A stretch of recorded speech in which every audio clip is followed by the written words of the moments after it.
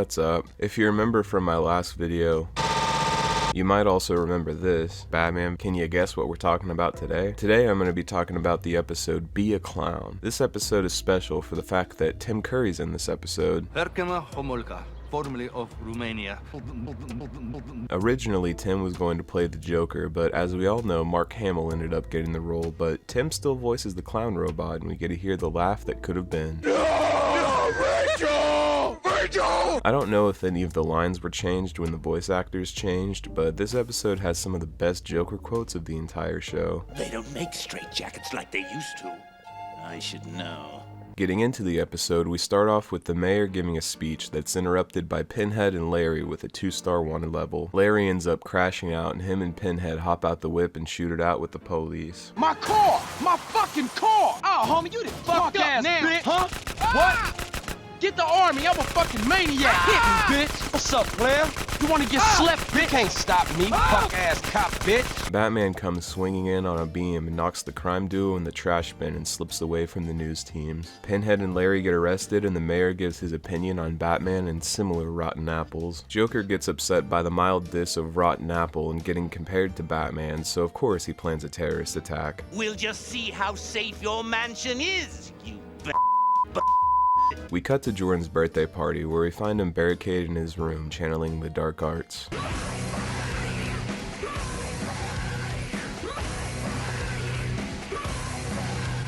The mayor is trying to get his kid to come down to the party, but Jordan is just the worst and throws a fit over his party being a political move. According to the 30 minutes of research that I did, you can find, and I quote, the fat lady from Underdwellers in the background of the party. This is the lady I think they're talking about, but I couldn't find her, so let me know in the comments if you can spot her. I called one of the criminals from the beginning Pinhead because of the size of his head, but this photographer here is also a Pinhead because of the shape of his head. We see the guests starting to come in, and Jekko makes his grand entrance, shocking and awing in some of the most literal senses. Please do. Ow! always gets the party a charge. I'm not sure if there's a time skip or if Jekko's just a 4-second performer, but we don't really get to see any of his act. When Jordan asks Jekko where he learned his tricks, Jekko pulls out a poster of Alan Moore and gives Jordan some pretty solid life advice. Everybody should be the master of the secret homosexual conspiracy running Hollywood. This is something that I still believe, the Jewish banking conspiracy. This is something that I still believe. It's not the Scientologists. I'm not gay! Yay! Also, in the 30 minutes of research I did, I found that Jekko's design was based off of Pennywise, and I think the whole Tim Curry was supposed to be the Joker adds some creepypasta elements to it, but I don't really see the comparison. That's not to say that Jekko's design isn't certified nightmare fuel. My God, you one ugly bitch. You terrifying the children. Bruce pulls up to the party, and Jordan has a meltdown and runs away like the little shitheel he is. After giving a solid 8 out of 10 performance, the Joker lights the bomb and heads out. That's the thing you gotta love about the Joker. Yeah, he's gonna bomb your party like the Godfather, but he's also gonna give you a perfectly passable performance as a party clown. While the mayor is asking about child advice, Bruce notices Jekko's laugh as he's running away and puts the pieces together. You know kids. Not really. People do that shit, they want to get caught. Oh, I want to get caught. Yeah, you want to get caught. I've seen it before. That's fucking cowboyitis. You want to be a big bad guy, Christopher? I was worried that I didn't do it. Shut up! Bruce saves the day and the clown gets away. Also, the real Jekko is voiced by Jim Cummings. Just something I thought you should know. We cut back to the Joker returning to his lair, which is appropriately an abandoned theme park, and I wouldn't have it any other way. While listening to the news, Joker learns that Jordan ran away and he's also at his place. We get a great little snap of the Joker almost doing who knows what to Jordan before getting his act together. It's me, Jekko. I ran away. You did what? I want to be a magician. Like you. Commissioner Gordon and company are watching video taken from the party, and the Joker's Sigma grind set poster gives Bruce a tip on where to look. We cut back to the Joker and Jordan, where the Joker's giving lessons on throat game. But isn't swallowing dangerous? Watch. If it wasn't risky, I wouldn't enjoy it. Suck his dick, just like you said you were gonna do.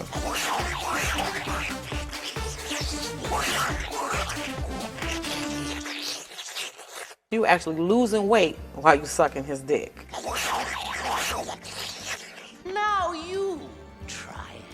Now you're gay.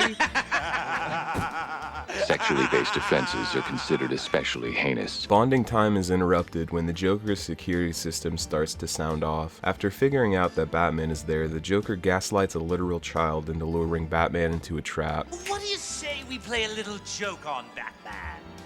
You can be my assistant. Come on, this'll be a killer! The Joker, still in Gecko makeup, throws cards at Batman, and the first 50 are garbage, but the last 2 are filled with silly gas that knock Batman out. The Joker, staying true to his character, leaves Batman's fate up to the voodoo vending machine from Big. But his fate is not for us to decide.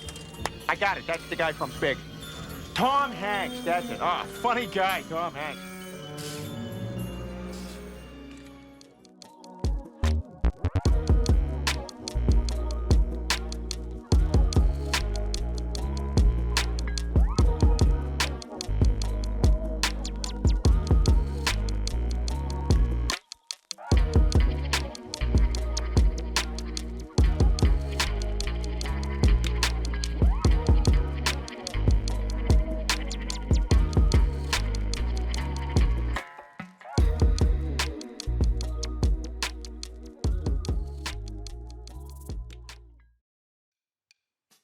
We return with Batman in a straitjacket, locked in a tank filling up with water. Jordan is being a party pooper, but Joker reminds him of the economy we're in.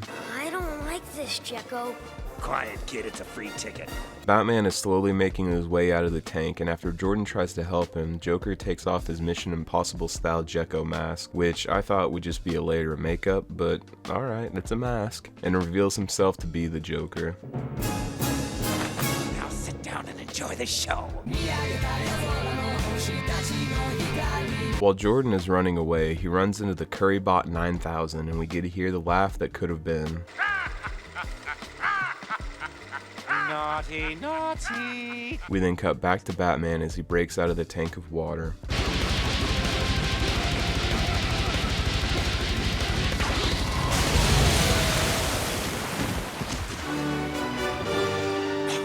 The Joker is stalking the fairgrounds looking for Jordan, and Batman tries to help, but really just shines a bright-ass spotlight right on Jordan. Guess who?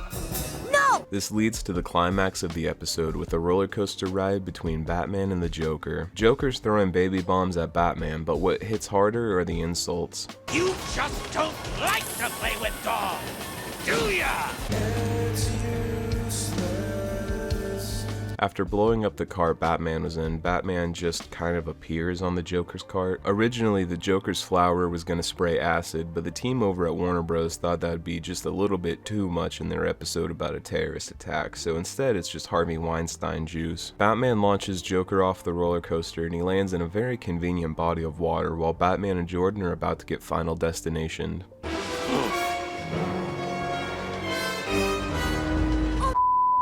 Batman saves the day, Bob's Funland is destroyed, and the Joker's still at large. Can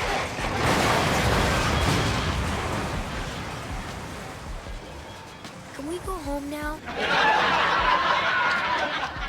We then cut to later in the night at the mayor's house, where we see the mayor getting ready for his new life as a street magician after thinking his son was clown meat. This is interrupted when Jordan comes back, and we see the Batman thumbs up gif everyone uses, and this adventure comes to an end.